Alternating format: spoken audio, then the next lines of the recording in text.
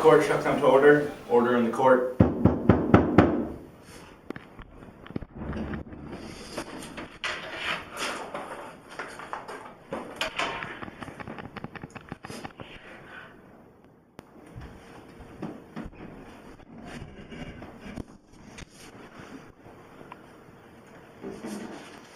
On trial today is Mr. John Scopes for violating the Butler Act. The Butler Act says that teaching of evolution in the state of Tennessee is illegal and punishable by a fine of $100 to $500. Representing Mr. Scopes is Mr. Clarence Darrow and his legal team of attorneys. Leading the prosecution is William Jennings Bryan. Gentlemen, you may take your seats. We are here today not only to deem if Mr. Scopes is guilty of said charge, but to ascertain the premise of law that led us here today. Mr. Darrow, please proceed with the defense's opening remarks. People of the jury, and your honorable judge, you see before you today a man of great courage and steadfast dedication to teaching the truth and justice. Whether or not he is guilty remains to be seen. Whether or not this man has done the right thing, there is no doubt. Is it better to suffer the slings and arrows of outrageous prejudice and misguided notions in silence, or continue teaching all aspects of man, both religious and otherwise? Faith is universal, and our specific methods for understanding it are arbitrary. Some of us pray to Jesus, some of us go to Mecca, and some of us study subatomic particles. In the end, though, we are all just searching for truth, that which is greater than ourselves. If John Scopes' so-called crime is merely teaching the truth, then I say let him be free. I am not saying that religion is wrong, I am merely questioning it. If you can show me proof there is a God, then I will relent. However, I will never relent in regards to the truth as we know it today, that men came into being through a complex process called evolution. Why is this true, you ask? It is not true because I or any other human being says it's true. It is true because there is factually based information that supports a preconceived hypothesis. Thank you. Mr. Bryan, can you please proceed with the prosecution's opening statement? Your Honor. Thank you. Today, we are here to do justice. The question as to whether Mr. Scopes has committed a crime or not is of no doubt in my mind.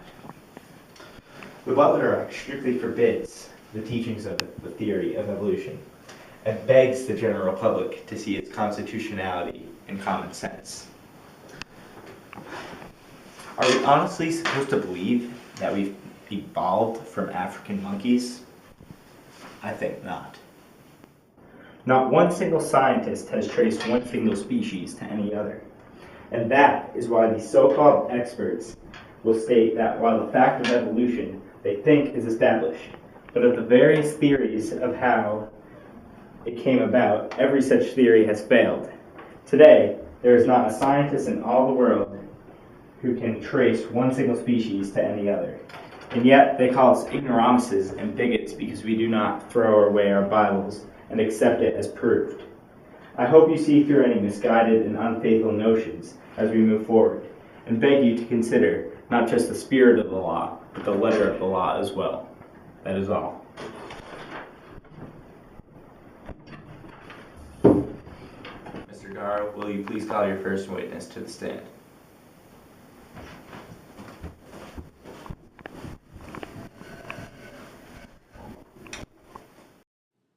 The defense and prosecution alternated calling their own witnesses to the stand and cross-examining opposing witnesses. However, the defense ran out of witnesses on the 6th day of the proceedings. On the 7th day, Clarence Darrow made a surprise move and asked the judge to call William Bryan to the stand. Since you have ruled our own witness testimony inadmissible, can I please call Mr. Bryan to the stand? Mr. Bryan, will you agree to this? Yes, Your Honor, if I may question Mr. Darrow after. Mr. Bryan, please take the stand. You've given considerable studies of the Bible, haven't you, Mr. Bryan? Yes, I have. I've studied the Bible for about 50 years, or sometime more than that. I've studied it more as I've gotten older. Do you claim that everything in the Bible should be literally interpreted? I believe everything in the Bible should be accepted as given there. Some of the Bible is given illustratively. For instance, ye are the salt of the earth. I would not insist that man was actually salt, or that the flesh of salt, but is used in the sense of salt as saying God's people. So when you read that the fish swallowed Jonah in the popular story, how do you literally interpret that? I'm not prepared to say. The Bible merely says that it was so. You don't know if it was an ordinary fish or a fish made by God for the exact purpose of swallowing Jonah? You could take a guess, because it seems to me that you evolutionists like to guess. At least when we guess correctly. Too bad you don't guess correctly often. So, are you not able to say whether it was an ordinary fish or a fish made by God for the purpose of swallowing Jonah? The Bible doesn't say, so I'm not prepared to say. But you believe that God made such a fish and it was big enough to swallow Jonah? Yes, I do, sir. And let me add, one miracle is just as easy to believe as another. Show me proof there is a God, you say? I say use your telescopes to look to the heavens, and tell me how there cannot be a God. Do you not see him in your science? How can you miss him? You proclaim that even the slightest change in the force of gravity or the weight of an atom would have rendered our universe a lifeless mist, rather than our magnificent sea of heavenly bodies. And yet you fail to see God's hand in this? Is it really so much easier to believe that we simply choose the right card from a deck of billions? Have we become so spiritually bankrupt that we would rather believe in a mathematical impossibility than in a power greater than us? If you please, sir, I am the one asking the questions here. But as you seem so intrigued, let me answer you. I do not see God in our science. I see pure, unadulterated logical connections in our science, which is a science that even now strives to find more answers to the world's questions. Science has helped our race move forward and helps to protect us from harm. Faith does not protect you. Medicine and airbags, those are things that protect you. God does not protect you. Intelligence protects you. Enlightenment. Put your faith in something with tangible results. How long has it been since someone walked on water? Modern miracles belong to science, computers, vaccines, space stations, even the divine miracle of creation. Who needs God? No. Science is God. The only thing is, you have a definition of fact that includes imagination. And you have a definition of fact that excludes everything but imagination. Do you consider the story of Jonah and the whale to be a miracle? I think it is. Interesting. Thank you. I'm sure that you can recall the story of the flood, Mr. Bryan. Yes, I can. And can you tell us when the flood took place? The Bible says that it took place 4,004 years ago. And would it be safe to say that everything not contained in the ark would be destroyed by the flood? Yes, it would. Are you aware that there are civilizations that date back over 5,000 years ago? I know there are people who say that there were civilizations that were 5,000 years old, but I am not convinced that they are accurate. You are not satisfied that there is any civilization that can be traced back 5,000 years? I would not want to say there is because I have no evidence that is satisfactory. So you say that any living being on Earth had to come into being after 4,004 years ago? According to the Bible, there was a civilization before that, but it was destroyed by the flood. Let me make this definite. You believe that every civilization on Earth and every living thing that came out of the ark was wiped out by the flood? At that time. At that time.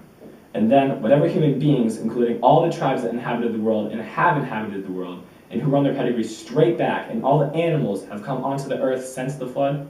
Yes. Do you know a scientific man on the face of the earth that believes any such thing? No, I do not. What is the purpose of this examination? The purpose is to cast ridicule on everyone who believes in the Bible, and I'm perfectly willing to show that these gentlemen have no other purpose than ridiculing every Christian who believes in the Bible. The purpose is to prevent bigots and ignoramuses from controlling the education of the United States, and that is all. That is enough. The court has been adjourned until 9 o'clock tomorrow morning. After this heated exchange, the judge adjourned the court until the following day. The next day, the 8th day of the trial, the judge said that the whole examination was irrelevant to the case and ordered it to be expunged from the record. This denied William Jennings Bryan the chance to examine Clarence Darrow in return. The closing statements were made, and the judge then passed his verdict. Mr. Bryan, can you please proceed with your closing statement? Yes, Your Honor. I think we have seen through the last 8 days a lot of misconceptions in regards to evolution in science. Science may have alleviated the miseries of disease and drudgery and provided with an array of gadgetry for our entertainment and convenience. But it has left us in a world without wonder. Our sunsets have reduced to wavelengths and frequencies. The complexities of the universe have been shredded into mathematical equations. Even our self-worth as human beings has been destroyed. Science proclaims that planet Earth and its inhabitants are meaningless speck in the grand scheme. A cosmic accident. Religion holds us accountable to a higher being. If we are higher beings, then to whom do we answer to? Our entire world will dissolve into a wonderless, unaccountable group of beings, each fighting for themselves and none other. We are perched on the edge of the abyss. I beseech you. I think about the path we are going down, and I step back from the brink. Take a second to look at the stars, and instead of asking how far away they may be, simply take it in. I think you will find a new part of yourself you never knew existed. Mr. Darrow, the defense's closing statement, please. People of the jury, and your honorable judge, to me, this trial was over from the get-go. You have seen yourself expert testimony to the rigidness and illogical thought process of religion. Not only are there various instances in which the Bible is simply proved wrong by science, including the flood and Jonah and the fish, but when proved wrong, religion will simply not admit it. And there's the crux of it. Religion must always be right, and when not right, they have an explanation for that as well. But enough of attacking religion. I understand where religious people are coming from, but that does not give them an excuse for persecuting opposing viewpoints. I hope that a not guilty verdict is returned, merely due to the blasphemy behind this law. In general, religion is like language or dress. We gravitate toward the practices with which we were raised. In the end, though, we're all proclaiming the same thing, that life has meaning, that we are grateful for the power that created us. Thank you. We will now take a brief recess while the court formulates their decision. The court has come to its decision. John Scopes has been found guilty on a violation of the Butler Act. Mr. Scopes has been clearly disobeyed the law by teaching evolution. He will receive a fine of $100 payable to the state by the first Saturday of January. The court has been adjourned.